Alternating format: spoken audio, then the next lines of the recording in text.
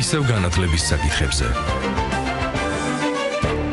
მოგესალმებით, მეგობრებო, ჟურნალისტი ნინო დათუკიშვილი და წარმოგიდგენთ გადაცემის სტუმარს, განათლების ხარისხის განვითარების ეროვნული ცენტრის რეესტრის სამმართველოს უფროსი ნინო წერეთელი მოვიწვიეთ დღეს მეგობრებო სტუდიაში და ჩვენი საუბრის თემა გახლავთ რეესტრი, მისი ფუნქციები, მობილობა, გრანტების ადმინისტრირება და სხვა. საუბრის დაწყებამდე შეგახსენებთ ჩვენი პირდაპირ ეთერის ტელეფონის ნომრებს 240 91 92 ან 240 92 92.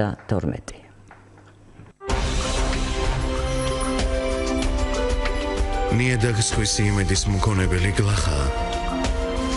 მათხოვარია და გლახად მათხოვრობით ცხოვრება სათაკილოა. ილია ჭავჭავაძე.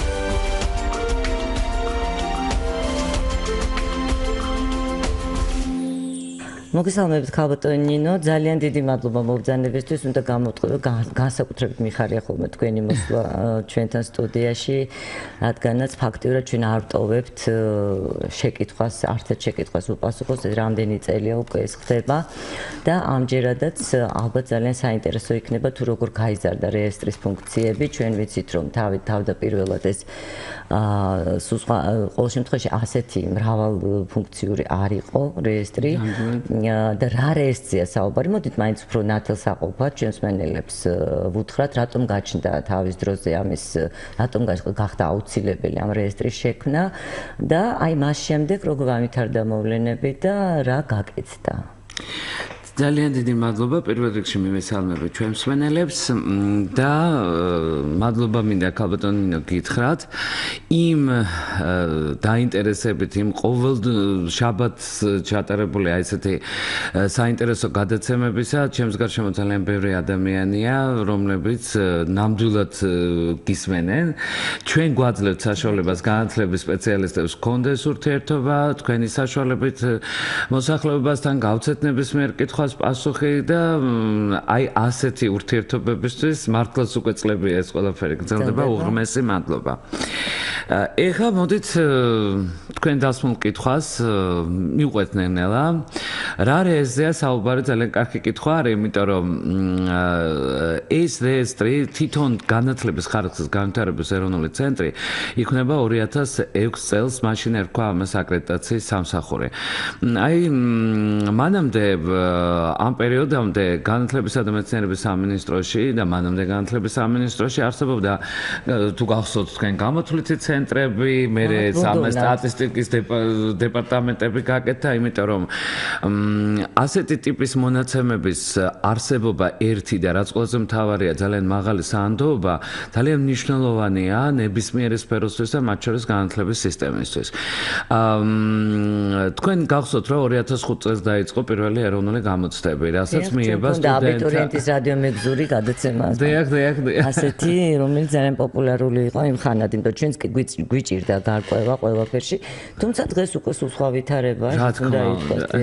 ნამდვილად და აი ზუსტად 2005 წლიდან იწყება სტუდენტთა იმგვარი დაფინანსება, რაც დღემდე ძალაში არის, ლაპარაკია საგრანტო დაფინანსებაზე და პრაქტიკულად ამ ფუნქციას ახორციელებდა სამინისტრო, ანუ თითოეული სტუდენტის სწავლის საფასურის გადარიცხვა დაწესებულებებში იმ რაოდენობრივი მაჩვენებლებით, როგორც საჭირო იყო და რასაც კანონმდებლობა ითხოვდა.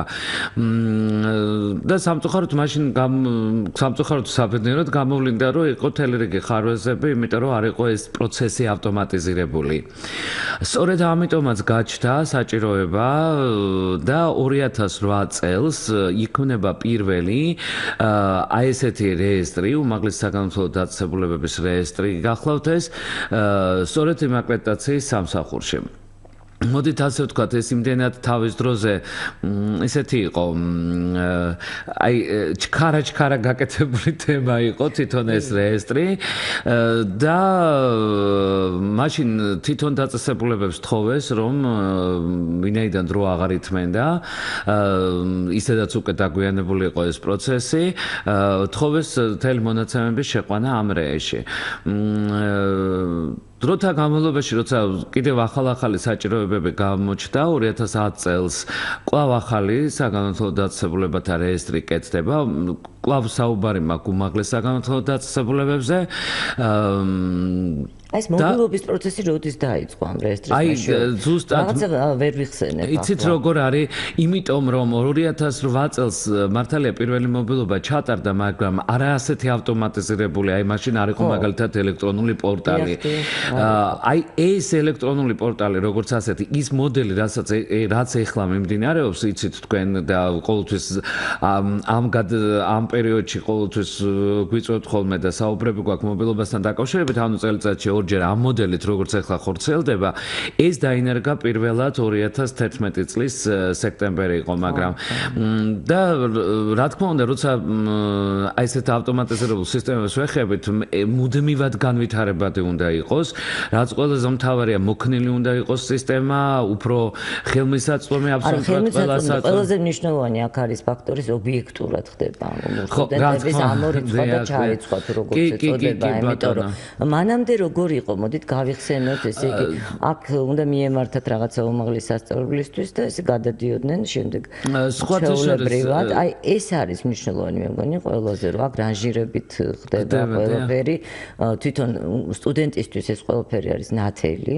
ასე ვთქვათ, გამჭვირვალე, როგორც ამბობენ ხოლმე და უმაღლეს სასწავლებლებისაც მე მგონი უფრო გავიოლდებათ ამის რაღაცა ბიუროკრატიული რაღაც სიცინი აღარ არის. აღარ არის საჭირო და რაც ყველაზე მთავარი, იცით, მე რატო დავიწყე 2008 წლიდან პირველი დანიშნულება, ანუ იდეა გაჩნდა ზუსტად იმისთვის, რომ გრანტების ადმინისტრირების პროცესი განხორციელებულიყო ამ რეესტრზე დაყრდნობით. აი, ანუ რას ნიშნავს ეს გრანტების ადმინისტრირება? ანუ რა? კი, ამას უფრო დეტალურად შევეხებით, უბრალოდ მე თქვენ კითხვას მინდა გავცე მობილობას პასუხი და მეორადი დანიშნულება, ასე ვთქვათ, და მეორადი გამოყენება და საჭიროება ამისი, მეორე საკითხის ეს იყო ზუსტად მობილობა. თქვენ აბსოლუტურად სწორად აღნიშნეთ, ნახეთ რა პროცესები უწევდა წინ. თუ ძალიან ვამოყობდით იმითი ქვეყანა, რომ 2005 წლის ეროვნულმა გამოცდებმა რეალურად იქიდან მოყოლებულმა გააქრო კორუფცია უმაღლეს სასწავლებელში ჩარიცხვის დროს. ეს იყო ყველაზე დიდი მიღწევა ამ ეროვნული გამოცდების, ხო? მაგრამ სისტემამ დაინახა, რომ დარჩა ერთი ხრელი კიდე ძალიან საინტერესო, როდესაც სტუდენტი ნებისმიერ უმაღლეს სასწავლებელში მოხვდებოდა, მერე მივიდოდა რაღაცა გარკვეული პერიოდის მერე იმ დაწესებულებაში, რომელიც თვითონ უნდოდა, სხვა მაგალითად უფრო რეიტინგული ან უფრო ხელმისაწვდომი ან რაღაც სხვადასხვა ნიშნით შეარჩევდა თავისი სურვილისამებრ და რა თქმა უნდა, მე ხარავს არ მინდა შეურაცხყოფა მევაყენო, მაგრამ რისკი იმისი, რომ კორუფცია იყო და თანხის გადახდის შედეგად სტუდენტი ჩაირიცხებოდა ან არ ჩაირიცხებოდა და ადგილები რამდენი ქონდა, როგორ ქონდა, ხო ხვდებით, ანუ როგორ არა ზუსტად ეს აი ეს ზუსტად აქ აი ეს მომენტი. შესაძლებელია ბევრად უკეთესი სტუდენტი არ ჩარიცხულიყო. რა თქმა უნდა, იმიტომ რომ მას არ ქონდა ის თანხა. ანუ თითქმის იგივე ხდებოდა, ანუ ის რისკების შემცველი იყო, რაც ხდებოდა ზუსტად ეროვნულ გამოცდებამდე, რომ შეიძლება ძალიან მცოდნე და ნიჭიერი სტუდენტი, აბიტურიენტი ვერ მოხვედრილიყო უნივერსიტეტში მხოლოდ იმის გამო, რომ მის ოჯახს არ ქონდა შესაძლებლობა და ჩვენ ვიცით და გვახსოვს ის თანხები, რაც იყო და აი ამან იქ რომ ეს კარები ჩაიკეტა, ეს ხო, რაღაცნაირად შესაძლებელია ვარაუდის დონეზე, მაგრამ შესაძლებელია გადმოსულიყო. იყო და მიჯერეთ იყო და ზუსტად აი ამ სიგნალებმა, რაც უნივერსიტეტებიდან მოდიოდა და მოსახლეობიდან მოდიოდა, განაპირობა ზუსტად იმ აზრის გარჩენა, რომ მოდით ადმინისტრირება ამ პროცესისაც, რასაც მობილობა ქვია სტუდენტის ერთი უნივერსიტეტიდან მეორე უნივერსიტეტში იყოს გამჭვირვალე და იყოს ანუ ჯერ ესეთი რომ კორუფცია თავისთავად აღარ იქნებოდა, იმიტომ რომ ადმინისტრირება აქედან ხდებოდა და მეორე მომენტი, რაც თავარია ყოფილიყო გამჭვირვალე.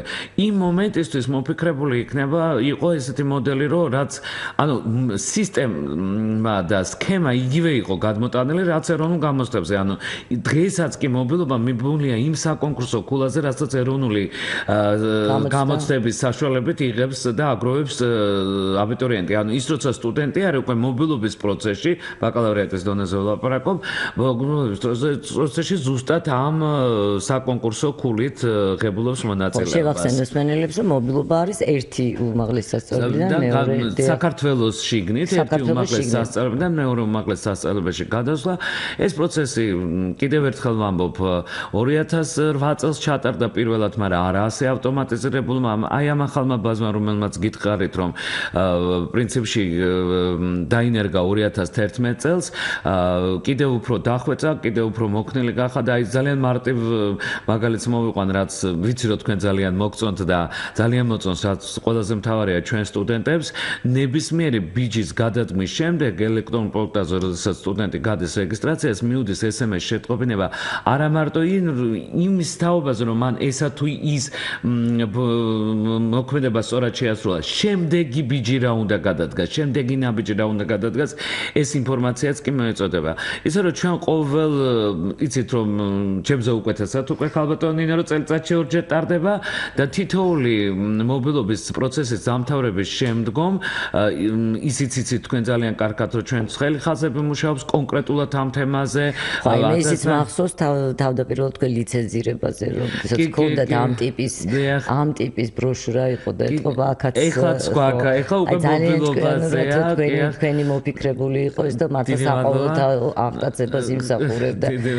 და გავიხსენოთ ისე კარგად იყო, იცით, რატომ ვამბობ ამას, იცით, ხალბატონო ნინო, საერთოდ სამწუხაროდ როდესაც თქვენ სწორად ბრძანებთ, რომ ძალიან ბევრი რამ ეს რეფორმის ფარგლებში ბევრი ნაბიჯის გადადგმა მოგვიხდა ნაჩქარებად. თავის დროზე, ხო? იმ ნაბიჯს უნდა თავისი განმარტებები, თავისი დაუშვათ იგივე ენა ქონდა, ლექსიკა, ხო? და აი ძალიან რთული იყო ამ ყველაფერში გარკვევა, იმიტომ რომ რაღაცა პირდაპირ გადმოქონდა ეს სიტყვები, მახსოვს მაშინ არ იყო მაგის დრო, რომ რაღაცა გაგვანალიზებინა, განმარტები, აი ამას გულისხმობ და აი თქვენი ბროშურა რომ წავიკითხე, ეს იმდენად ჩემთვის მოულოდნელი იყო, ისე კარგად იყო ეს ყველაფერი ქართულად, ადამიანურად გასაგებად ახსნილი, რომ აი მაშინდელი აღტაცება დღესაც მახსოვს და ეს ისე უბრალოდ გადახვევა იყო ერთგვარი და რაც შეეხება ეხლა დღევანდელ სხვა შუს აი თათია პაჭკორიასიც ძალიან მომეწონა თათიაც თქვენთან აი მაშინ მან გააკეთა ყო ინკლუზიურ განათლებას და ეს იყო ორი ჩემთვის აბსოლუტურად გასაგები ტერმინოლოგიით შესრულებული და გარდა ამისა შინაარსობრივად გასაგები არამხოლოდ ჩემთვის სხვაებსაც ვთქვამთ ბროშურა დიახ ეს პრეზენტაცია თუ როგორც დავარქვათ აი ზუსტად მაგ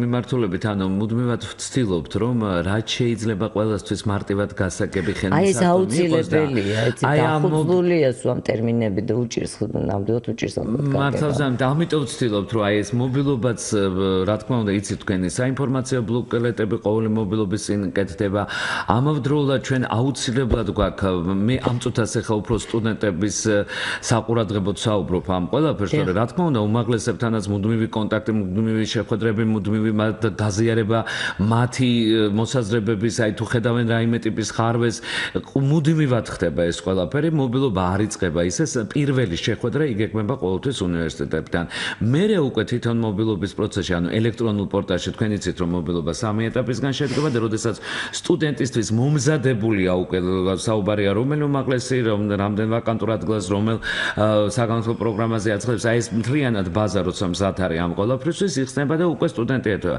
აი ამ პერიოდში გარდა იმისა რომ ეს ბროშურები არის ცხელი ხაზები გვაქვს კონკრეტულად აი ამ ცალკე ნომრები არის რომელზედაც მუდმივად აქტიურად მთელი 24 საათის განმავლობაში შეიძლება ითქვას რომ პასუხებია ასევე გვაქვს Facebook-ი კონკრეტულად ამისთვის გასებობს Mobility G რომელიც კონკრეტულად ამ კითხვებზე და რა თქმა უნდა იქ სხვა კითხვები შემოდის და აგინონირება არანაირად არ ხდება ნებისმიერ კითხვის მაგრამ მე ვსაუბრობ აი თვითონ ამ პროცესში და ღია კარის დღეები იმართება მობილობის ანუ ელექტრონულ პორტალის გახსნის მომენტში და დახურვისდან 1-2 დღით დახურვამდე 2 დღით ადრე იმისათვის რომ მაქსიმალურად სტუდენტებს მივეხმაროთ მიიღონ ის შედეგი რაც უნდათ აი ამ მობილობიდან გამომდინარე ეს ხდება კონსულტაციების აი ესეთი მრავალმხრივი კონსულტაციების ხარჯზე და იცით სხვათა შორის ეს ჩვენს გვეხმარება აი წლევანდელ მობილობა მშენებლობას რო დავამთავრეთ, ანალიზს რო ვაკეთებთ, აი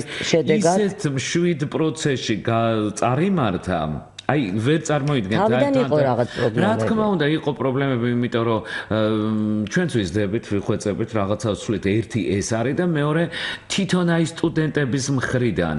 აი, როდესაც ასეთი ტიპის ინფორმირება ხდება, ანუ ნებისმიერი სახის, სატელეფონოა საინფორმაციო, თვითონ ელექტრონული პორტალიც, აი თქვენ რო ნახოთ, აწყობილია ისეთნაირად, რომ რამდენ მოძრაობას, ერთ მოძრაობას აკეთებს სტუდენტი, აი უბრალოდ რეგისტრაცია უნდა რომ გაიაროს და დარეგისტრირდეს როგორც მომხმარებელი. პირველად ამოუდის საინფორმაციო ბუკლეტი. იმას ეცნობა. აი მერე იწყებს უკვე ქმედებას და ყოველი ერთი ქმედების განხორციელების შემდგომ შემდეგი ნაბიჯი რა უნდა გადადგას ინფორმაციის სახით აი ეს ეგწერება ეკრანზე. ეხლა ძალიან მარტივად ვლაპარაკობ, მაგრამ მე მინდა ვთქვა, რომ ვცდილობთ, რომ აბსოლუტურად იმდენად ინფორმირებული იყოს, რომ თავარია სტუდენტმა იმ შედეგს მიაღწიოს, რაც უნდა მას მობილობით. აი ეს ამ მიმართულებით ნამდვილად ძალიან აქტიურად მუშაობ, უფრო მეცაც გეტყვით.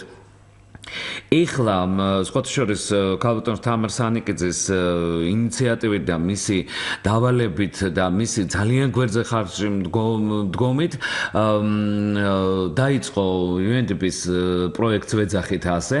საერთოდ ახალი ბაზა კეთდება, ეს უკვე მთლიანობაში იქნება. არა მარტო უმაღლესების, ესე იგი ეს განათლების მართვის საინფორმაციო სისტემა და ჩვენი განათლების ხარისხის განვითარების ეროვნული ცენტრი მუშაობთ ამაზე. უკვე მთლიანად სკოლები, პროფესიულები, უმაღლესები, აი მთლიანად ძალიან აბსოლუტურად ავტომატიზირებული იქნება ყველა პროცესი და პირველი რაც უკვე გაკეთდა და ეხლა დანერგვის პროცესში ვართ, ეს არის ავტორიზაცია აკრედიტაციის პროცესების ავტომატიზაცია. ანუ მთლიანად ვცდილობთ, რომ დროს ფეხი აუწყოთ და რაც შეიძლება ხელმისაწვდომი და ძალიან გასაგები და მარტივი ვიყოთ მთლიანად მთელი სამყაროსთვის, ვისაც ჩვენთან რაიმე ტიპის შეხების სურვილი აქვს, უნდა და ასე შემდეგ. ქალბატონ ნინო წერეთელი გახლავთ დღეს მეგობრებო ჩვენი გადაცემის სტუმარი და მე შეგახსენებთ პირდაპირ ეთერის ტელეფონის ნომრებს 240 91 92 ან 240 92 92. ჩვენ და სამწუხაროდ მეტად ფეხმოკლედ გვესმის სიკარგე ცოდნისა და სწავლა განათლებისა. ჩვენ იგი მოგწონს, როგორც იმის თანამორთულობა, იმის თანასამკაობი, ურომლისოდაც ადამიანს შეუძლიან ასე თუ ისე ცხოვრების გზა დალიოს. იოლად გამოვიდეს ხალხსა და ქვეყანაში. ილია ჭავჭავაძე.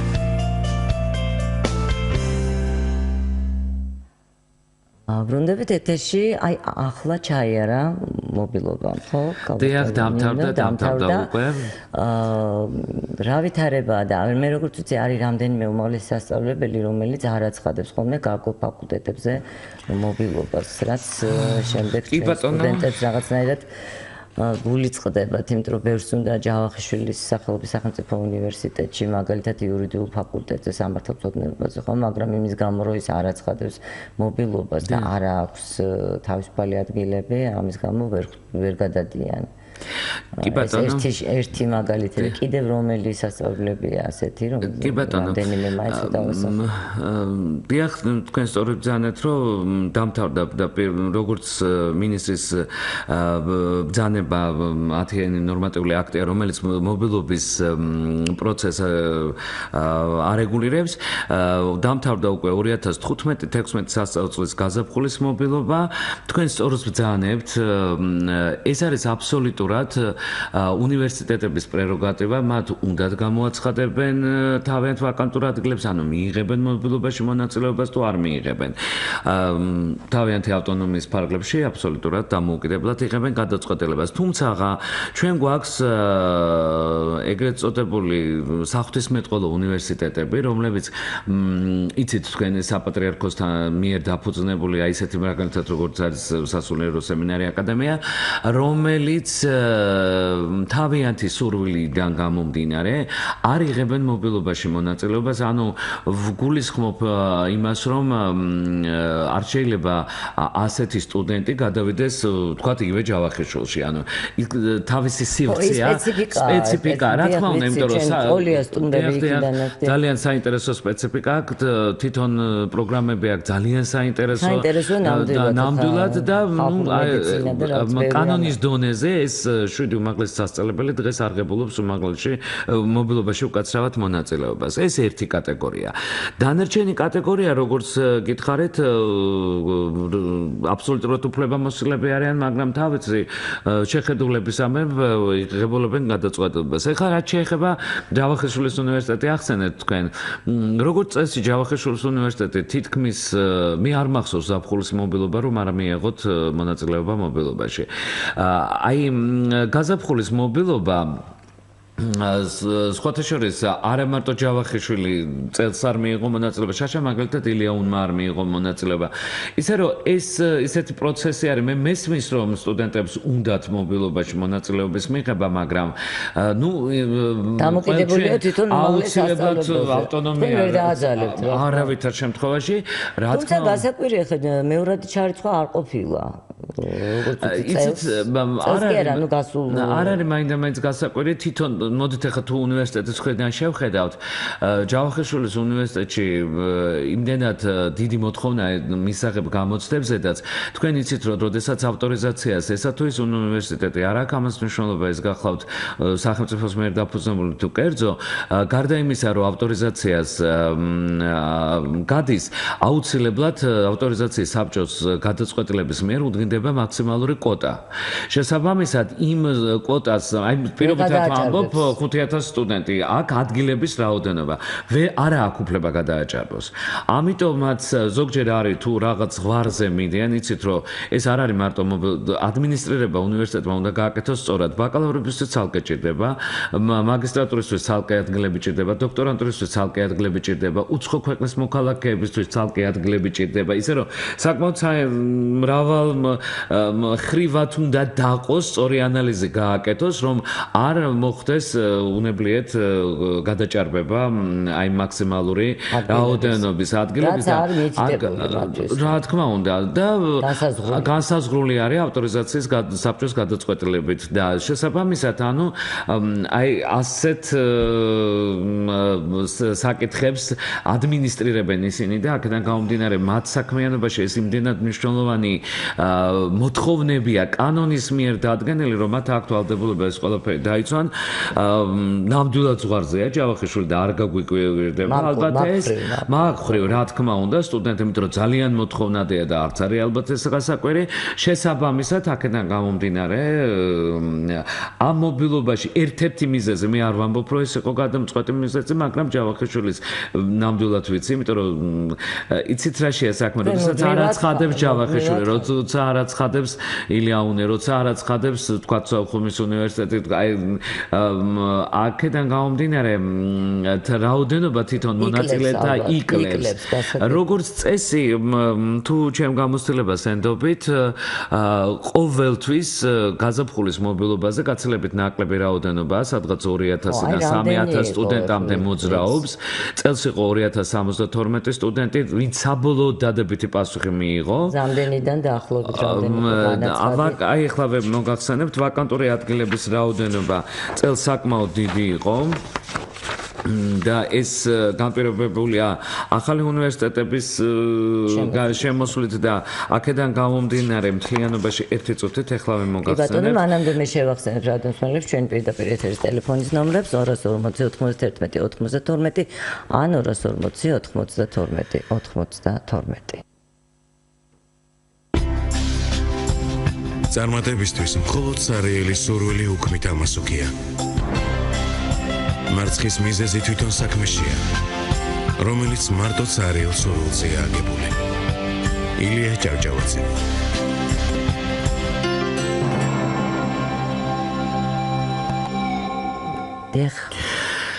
დიახ,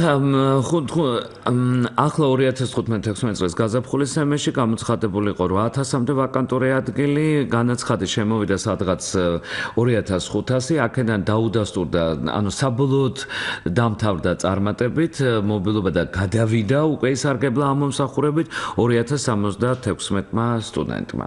მაგრამ როგორც წესი ზაფხულის თვეებში, ანუ შემოდგომის სემესტრის მობილობისთვის აუცილებლად 5-დან 6000-მდე მერყეობს. ჩვენ მქონდა ერთი წელი გახსოვთ თქვენ, მაშინაც მე ძალიან კარგად მახსოვს რომ მოწვეული ყავდით და აი იმ 2011 წელს როცა 6 უმაღლესი სასწავლებელი გაუქმდა, მაშინ ეს ციფრი ავარდა 8000-მდე, იმიტომ რომ ის სტუდენტები რომელთა უნივერსიტეტებიც გაუქმდა, რა თქმა უნდა, მობილობით უნდა გადასულიყვნენ და ჩვენ ხელი უნდა შეგვეწყო ამ ყველაფრისთვის.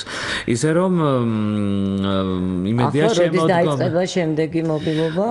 აუცილებლად იქნება რა თქმა უნდა, როგორც წესი, სტუდენტებისთვის თუ ვისაუბრებთ, მობილობის ელექტრონული პორტალი გაიხსნება აგვისტოს თვეში და აუცილებლად ყურადღება უნდა მიაქციონ ამას. სავარაუდოდ 1 აგვისტოდან, ეხლა უბრალოდ სწორი ადმინისტრირებისთვის შაბათ-კვირას რო არ დაემთხეს ეს ყველაფერი, რომ ჩვენ ესეც პრობლემა კი არ არის თვითონ ამ ელექტრონულ პორტალის გახსნა, მაგრამ აი მზარებს რო უპასუხოთ იმ მივხვდით, აი ეს პირველი ნაკადი, ყოველთვის პირველი კვირა არის ყოველთვის ძალიან დიდი რაოდენობის შეკითხვა და არ გვინდა ვინმე გამოგჩეს და უყურადღებოდ დაგჩეს და ამიტომ ჩვენი ახალ როგორ დამოუკიდებლები გახდნენ თანდათან ჩვენი სტუდენტები. ის რა სასიამოვნო, ასე ხომ არ იყო ნამდვილად.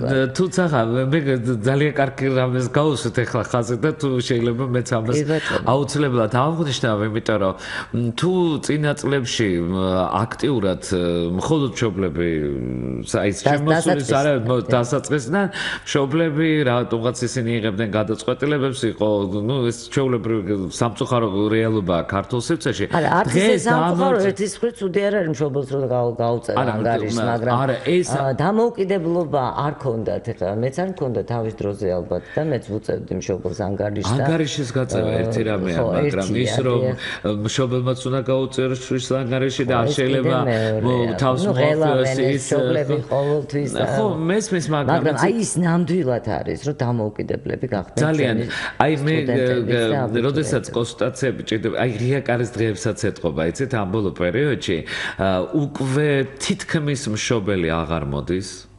ეხლა რიაკარის დღეები რო გქონდა, ნამდვილად არ ყოფილა არც ერთი მშობელი. აი ეს იყო გასაკვირი და ისეთ კითხვებს სვამენ სტუდენტები, ანუ მათ აბსოლუტურად გააზრებული აქვთ, გაცილებით მეტი ცოდნა აქვთ. რა თქმა უნდა, ახლაც მოდიან მშობლები ჩვენთან, არა მარტო ეხლა ეს მარტო მობილობის ადმინისტრება ხო არ ხდება და ყოველთვის ვეუბნებით ხოლმე რომ შეხვედრა რო ინიშნება, ვთხოვ რომ აუცილებლად მოვიდეს შვილთან ერთად, იმიტომ რომ მე მირჩევნია ძალიან, იმიტომ რომ ჩემი თაობისთვის ცოტა ძნელია სახსნელი თუნდაც რა არის კრედიტი. რა არის კრედიტი და სტუდენტთან როცა ვსაუბრებ, ჩვენ ერთ სცენაზე ვსაუბრობ და შეხვედრა მთავრდება გაცილებით უფრო მოქნილია, ინფორმაციულია, ყველა კითხვაზე ღებულობს სტუდენტი პასუხს, იმიტომ რომ ანიცეს რაზეც ველაპარაკები და როდესაც მშობელს ველაპარაკები, მასთან უნდა უხსნა ყველაფერი, ეს თელი სისტემა ახალი და მე რთულია და ძალიან მიხარია რომ დღევანდელი თაობა ნამდვილად ერთი რომ დამოუკიდებელია და მეორე და მნიშვნელოვანია, მათ უკვე იციან რა უნდათ. აი სპეციალობების არჩევაც კი თანდათანობით მშობლის გავლენა არ მე კიდევ ძალიან მინდა ამას ხაზზე გავუსვა. აქ არ არის ლაპარაკი ეს ოჯახის ინსტიტუტი ღმერთმა უნდა გაკარკვინოს ქართველებს და ის სითბო და ერთმანეთის გვერდზე დგომა და ერთმანეთის ანგარიშის გაწევა, ამის გარეშე ქართული ოჯახი არ უნდა არსებობდეს და ღმერთმა არ ქნას რომ ეს დავკარგოთ. უბრალოდ აქ ლაპარაკია იმაზე, რომ გადაწყვეტილების მიმღები ნუ დაიყოს ამ შემთხვევაში სტუდენტი და თუ ადრე მშობელს უნდა და პირობითად ვამბობ სამედიცინოზე ჩაბარება დღეს, იმიტომ რომ ექიმი უნდა და შვილი, დღეს დამერწმუნეთ, იმიტომ რომ ძალიან დიდი შეხება მაქვს სტუდენტებთან, დღეს უკვე ამ გადაწყვეტილებას 80% თვითონ სტუდენტი იღებს და ამას შედეგად მოყვება ის, რომ ძალიან მაღალი სწავლის შედეგი აქვს. აი ეს არის ძალიან მნიშვნელოვანი. ნამდვილად გეთანხმებით ეს ნამდვილად მოიტანა ეს რეფორმა, მე ხა ეს დროებამაც რეფორმამაც და ყველაფერმა ერთად ალბათ, იცით, მაგრამ აქაც მე ალბათ გადაუხვიე თემას, მაგრამ მე როგორც უბრალოდ ქართველი ადამიანი, ჩემთვის ძალიან მნიშვნელოვანია, რომ ქართული ოჯახის ტრადიციული მიდგომები არავითარ შემთხვევაში არ უნდა დავკარგოთ და ეს ღმერთმა და კიდევ ერთხელ ვამბობ, ღმერთმა დაგვიფაროს იმ ლამაზი ქართული ოჯახები, სადაც უფროს უცროსობა არის, ურთიერთპატივისცემა არის, ურთიერთშეთანხმებული ქმედება არის, თანადგომა ერთმანეთის მაგრამ როგორც ილია იტყო და დრო გამოიცვალა, რადგანაც დრო გამოიცვალა, უნდა აუწყოთ ფეხი, თუმცა ის სხვა კონტექსტში ამბობდა, მაგრამ აიც. ქალბატონ ნინო, ჩვენ აუცილებლად უნდა ვისაუბროთ გრანტების ადმინისტრირებაზე, ხო? კი, ძალიან დიდი ასევე რეესტრი ახორციელებს. იცით, მოდით ამ საკითხთან დაკავშირებით გრანტებს აუცილებლად უბრალოდ მე კიდე მინდა ხაზი გაუსვა, აი ვინაიდან ვლაპარაკობთ, რომ აქ არის მოყრილი ამ რეში უმაღლესი საგამოთო დაწესებულებების სტუდენტებზე შესახებ ყველანაირი ინფორმაცია, ეს მონაცემები გრანტებისთვისაც გამოიყენება, რა თქმა უნდა და თავიდანვე ვთქვი, რომ გრანტების ადმინისტრირების მიზნით შეიქმნა თავდაპირველი იდეა ეს იყო. მე მინდა გითხრათ, რომ სტუდენტთა დაზღვევა აბსოლუტურად მიმულია ამ საგამოთო დაწესებულებათა რეესტრზე. აი აგიხსნით, ყოველ თვე ეს არაჩვეულებრივი სოციალური პაკეტი სიკეთე, რაც სტუდენტებს აქვთ ჩვენი მთავრობისგან ლაპარაკია ჯანდაცვის დაზღვევაზე და სტუდენტური პაკეტი განსხვავდება იმ საყოველთაო პაკეტისაგან, მთავრობის დადგენილების საფუძველზე ჩვენი სამსახური ყოველი თვის პირველ რიცხვში ვიღებთ მონაცემებს სტუდენტების შესახებ, ვისაც აქვს აქტიური სტატუსი და ხას უსვამს, ვისაც შეჩერებული აქვს სტატუსი ჯანმრთელობის გამო, ვთქვათ, ან ფეხმძიმობის, შვილისმოვლის, აი ამ მიზეზების გამო ეს ბენეფიციარიც განისაზღვრება და ამ ინფორმაციას ყოველ თვის პირველ რიცხვში ვაწვდით სოციალურ სააგენტოს. და ამის საფუძველზე ხდება მეერე თითოეული სტუდენტის დაზღვევა, ვისაც ეს სჭირდება. ანუ განსხვავება აქვს თქვა სადაზღვევო.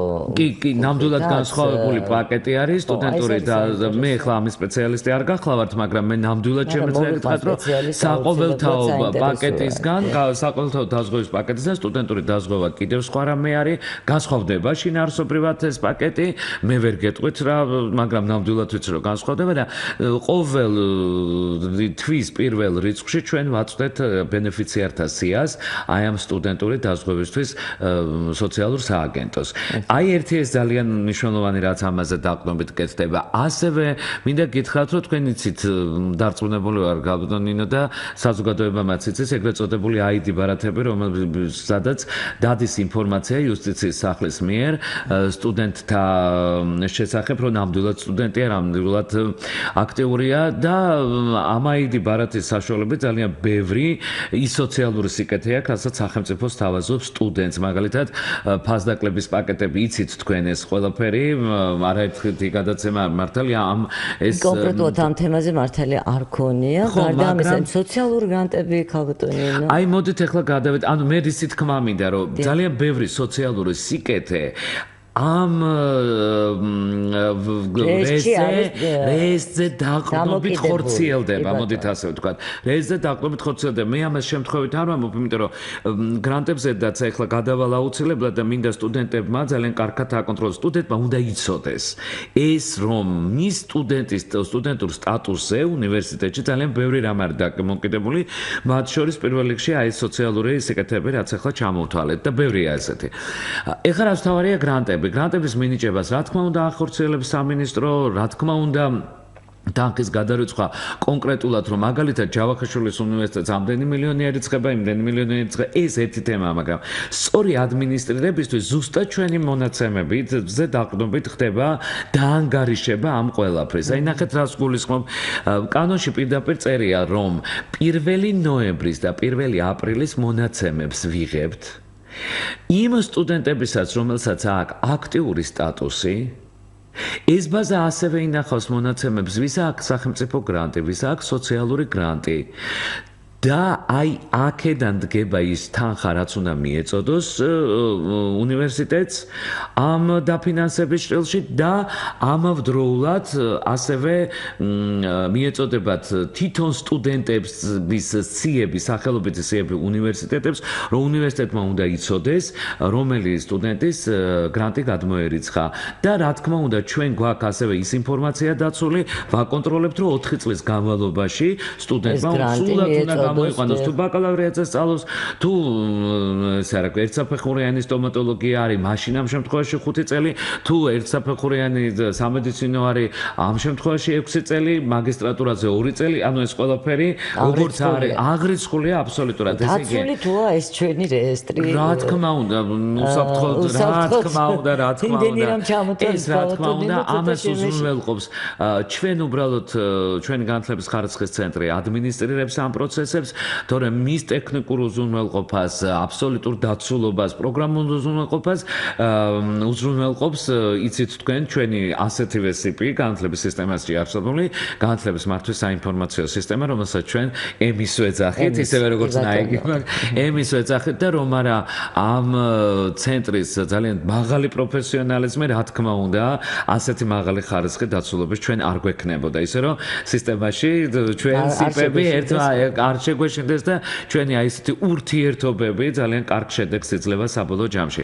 ანუ მე დაუბრუნდები ისევე გრანტების ადმინისტრებას, ამიტომ ნახეთ ნებისმიერი მე არ შემიძლია ამას ხაზი რო არ გავუსვა და არ ვისარგებლო პირდაპირ ეთერით, რომ თუ თავისდროულად, როდესაც დაიწყო ეროვნული გამოცდები გქონდა პირველ რიგში ბაკალავრების გრანტები და ერთსაფეხურიანი სამედიცინო, მე 8 წელს ემატება და 9 წლიდან იწყება უკვე სამაგისტრო გამოცდები, უკვე სავალდებულო ყველასთვის და გრანტების თემაც მიება ამას და სოციალური გრანტები იყო 70,000 კულაზე ნაკლები და მრავალშვილიანები. დღეს 2015-16 წლისთვის ისეთი მრავალფეროვნება გვაქვს და ამისთვის მინდა ჩვენ მთავრობას და პირველ რიგში განათლებისა და მეცნიერების სამინისტროს იმ ინიციატივებისთვის უთხრათ, რაც აუცილებლად ძალიან დიდი მადლობა, იმიტომ რომ ნახეთ, ერთი არის თვითონ გრანტები, რაც უკვე ჩამოთვალეთ ბაკალავრიატის და მაგისტრატურის დონეზე, ასევე არის სხვადასხვა ტიპის სოციალური გრანტები, რომლებიც არის ჩაშლილი, როგორც მრავალშვილიანები, ინკლუზიური განათლების ინკლუზიაში მოაზრებული ადამიანები, ასევე გვაქვს საქართველოს ოკუპირებულ ტერიტორიებთან გამყოფი ხაზის მიმდებარე სოფლებში დაზარალებულ უმაღლეს განათლების პირობები, ეროვნული უმცირესობები, საქართველოს ძალიან ბევრი ხო სამხედროები იცით თქვენ ესეც აი რაც შეიძლება მრავალფეროვნები ხდება და არ შეიძლება ის არ აღნიშნო ის საგრანტო დაფინანსება ეგრეთ წოდებული აუცილებლად დაფინანსების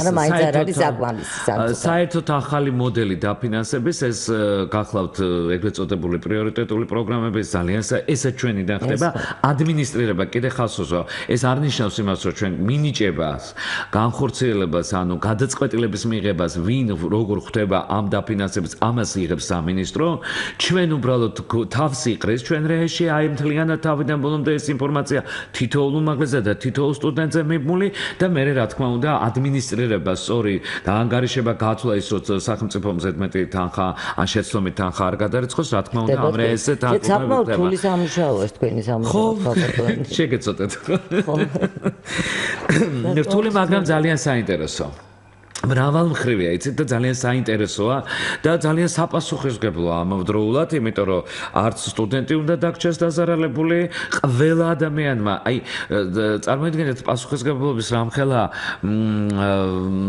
ნიშნულია როდესაც ვამბობთ იმას რომ სახელმწიფომ თქვა რომ მე ვაფინანსებ ამ ადამიანს და თუ ჩვენი სამსახური აი ამას თუნდაც ერთი სტუდენტი რომ გამოგჩეს გამოდის რომ ის სიკეთე რასაც სოციალური სიკეთე რასაც სახელმწიფო აძლევს ხომ უნდა მივიდეს იმ სტუდენტამდე, იმ ბენეფიციარამდე უნდა მივიდეს და აქ ხო საკმაოდ მნიშვნელოვან როლს ვთამაშობთ. და აუცილებლად მინდა აღვნიშნო აი 15-16 სასწავლო წელს ეს პატარა შედარებით ანალიზი გაიკეთებთ რომ დანახვადი იყოს. ესედაც ხო რომ დავინახოთ 2011 სასწავლო წელს 9925 ბენეფიციარი იყო საგრანტო დაფინანსებით, ვინც სარგებლობდა. 9925. მე წელს ვამბობ მხოლოდ და მხოლოდ, ანუ იმ წლის ჩარეცხულებზე. აი 15-16 წელს ასწავლო წლის ჩარეცხულებზე 15230-ია. ზუსტად თითქმის 100%-ით არის გაზრდილი და ეს შეადგენს უკვე 50% დღეს იმ სტუდენტებისაც, რომლებიც სწავლობენ უნივერსიტეტებში. ეს ძალიან დიდი ციფრი არის. ეს ვლაპარაკობ სახელმწიფოდან, თორე თქვენ იცით, რომ არსებობს კიდე მერიას აქვს რაღაცა თავისი ტიპის დაფინანსები ადგილობრივ თვითმმართველობებსაც. თვითონ უნივერსიტეტებსაც აქვს. მე ვლაპარაკობ აი კონკრეტულად განათლებისა და მეცნიერების სამინისტროდან მოპოვებული. და იმედია ეს მზარდი იქნება მომავალში და ცალსახად მზარდია, მაგალითად, აი თქვენ თუ ესეთი საინტერესო ციფრიც წამოგიღეთ, იგივე პრიორიტეტული პროგრამები, იცით თქვენ, როდესაც გაკეთდა რანჟირება იმ პროგრამებისა, რომლებიც ძალიან მნიშვნელოვანია უნივერსიტეტებისთვის და სახელმწიფოსთვის უკაცრავად და რომ განვითარდეს. აი ახლა ზუსტად ამ პირობებში 2013 წელს იყო თქო, მე გითხარით და პირველი ნაკადი იყო 3520 და 15-16 წლის ჩარეცხვაზე სტუდენტთა რაოდენობამ 4909 შეადგინა. ანუ მზარდი, მუდმივად მზარდია ახლა.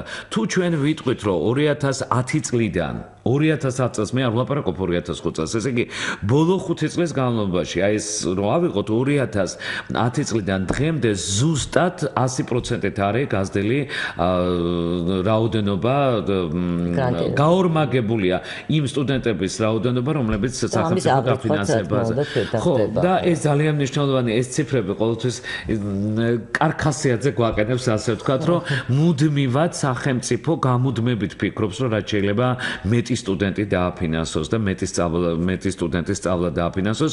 ყველა საფეხურზე მე აღარ ვლაპარაკობ იმას, რომ თქვენ იცით, დოქტორანტურა აქედან არ ფინანსდება, ეს დოქტორანტურა არ არის ის, რასაც ჩვენ ვადმინისტრებთ, მაგრამ არის საგრანტო დაფინანსება, არის რატო რუსთაველის ფონდიდან გამომდინარე საგრანტო დაფინანსება თემების. მაინც არ არის ბევრი, მე მგონი რუსთაველის ფონდის მიერ დაფინანსებული. მე მგონია, რომ მე რამდენადაც ვიცი, იქა ძალიან იზრდება რაოდენობა წლიდან წლამდე, მაგრამ მე არ ვერ ჩავერევი სპასიპის ხო და სამწუხაროდ არ ვარ კომპეტენტური ამ საკითხში და ამიტომ თავს შევიკავებდი პასუხი. ისე რომ აი და რა მინდა ეხლა თითოეულმა უნივერსიტეტებმა იციან ეს, მაგრამ მათთვის მოსასმენათაც კიდევ ერთხელ მინდა ხაზი გაუსვა და რაც ყველაზე მთავარია სტუდენტებისთვის. ძალიან კარგად უნდა აკონტროლონ თავიანთი სტატუსები. ეხლა რატო ვამბობ მე ამას? გრანტი მიდის მხოლოდ და მხოლოდ იმ სტუდენტთან, რომელსაც ბაკალავრიატის დონეზე 1 ნოემბერს, ყოველი წლის 1 ნოემბერს და 1 აპრილს და მაგისტრატურის დონეზე 15 ნოემბერს და 1 აპრილს, ესეთნაირად თქო, იმიტომ რომ მაგისტრების და ჩარეცხვა ცოტა გვიანმთავრდება, იცით თქვენ. და აი ამ თარიღებში აუცილებლად უნდა გქონდეს აქტიური სტუდენტის სტატუსი. და მე მაგალითად არ ვურჩევდი არავისთვის მერე შეეჩერებიათ სტატუსი. ანუ ან წყალგამყოფი, ან მანამდე უნდა შეეჩეროს სტატუსი. ან მერე უნდა აუცილებლად ხო როგორ მაგ მიმართულებითაც მუშაობთ ჩვენ, მაგრამ მე რისი თქმა მინდა, იმიტომ რომ თუ კიდევ განმარტავ, იმიტომ რომ თუ 1 ნოემბერს შეჩერებული აქვს სტატუსი სტუდენტს, მისი გრანტი უნივერსიტეტში არ ირიცხება. მაგრამ თუ 1 ნოემბერს მას აქვს აქტიური სტატუსი, გრანტი ირიცხება და 5 ნოემბერს სტატუსს თუ შეუჩერებს, ამ გრანტს ვეღარ ვაბრუნებთ უკან. აი ეს არის ძალიან მნიშვნელოვანი. ძალიან იშვიათი შემთხვევაა, თუ ეს ავადმყოფობას უკავშირდება, თუ თვითონ უნივერსიტეტი იტყვის, რომ იცით, ხო გადაწყვეტს, ამ შემთხვევაში კიდე.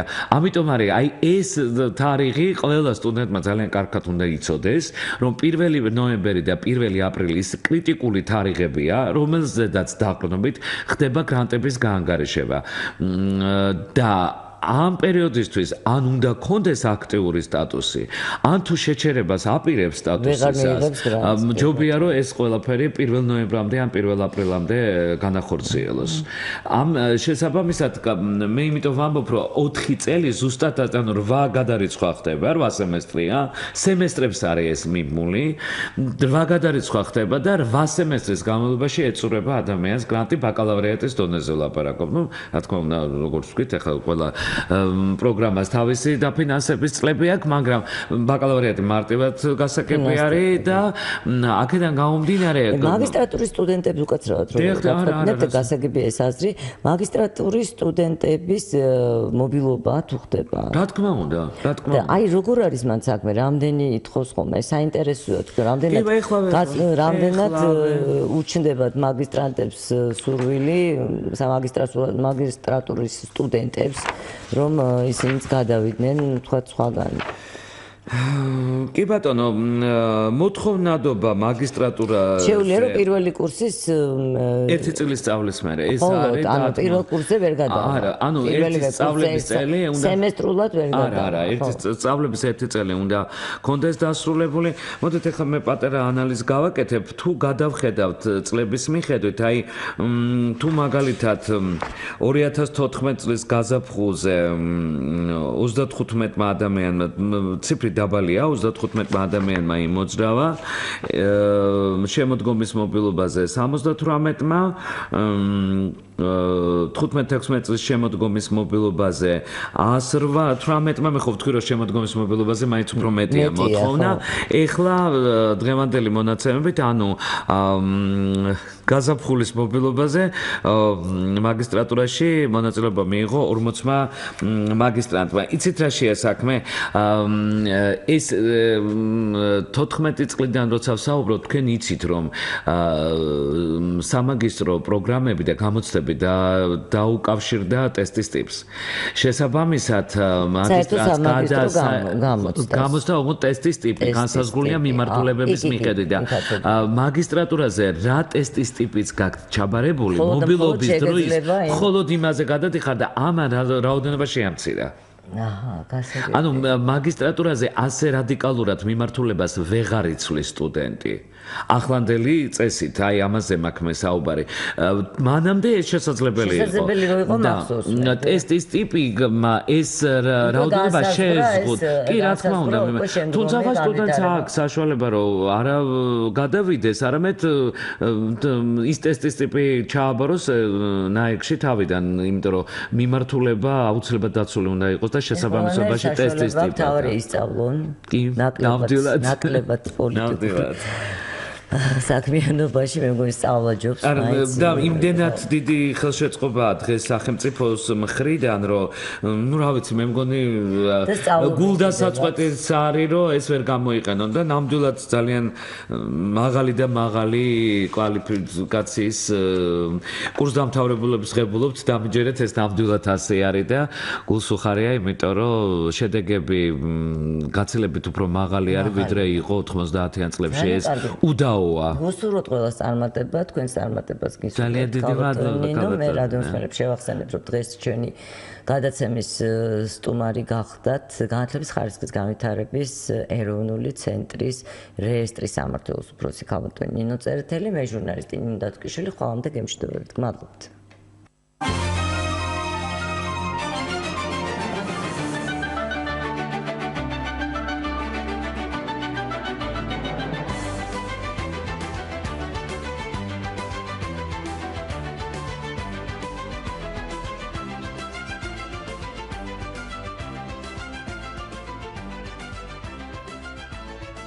ისევ განათლების საკითხებზე